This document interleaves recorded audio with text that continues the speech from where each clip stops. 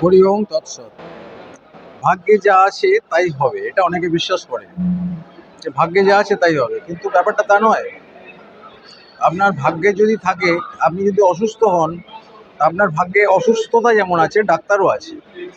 আপনাকে তো ইন্টেলিজেন্সই দিয়েছে, আপনাকে তো মানে মাথার বুদ্ধিহীন করে জন্ম দেয়নি। তো ইন্টেলিজেন্সই যখন দিয়েছে আপনাকে, সেই ভাগ্যের সেটাও জানতে হবে যে ভাগ্যে আমার ইন্টেলিজেন্সই দিয়েছে, এবং আমার কাছাকাছি ডাক্তার আছে, সেই ডাক্তার দেখাবার পয়সাও ভাগ্য দিয়েছে আমার। এবার ভাগ্যে যা আছে তাই হবে বলে আমি ডাক্তারের কাছে গেলাম না অসুস্থ হলে, বা আমার আইনগত কোনো সমস্যা হলে আমি পুলিশের কাছে গেলাম না, বা আমার সন্তানটা ভাগ্যে যা আছে তাই হবে, হ্যাঁ একটা নাম্বার কম পাচ্ছে, ইংরেজিতে 20 পাচ্ছে, আমি একটা গৃহশিক্ষক দিলাম না, এটা ভুল কথা। ভাগ্যের ওপর সব কিছু মেনে নিলে হয় না, আপনাকে কর্মটাও করতে হবে, এবং তার জন্য ইন্টেলিজেন্সই আপনাকে দিয়েছে ভাগ্য। ভালো থাকবে।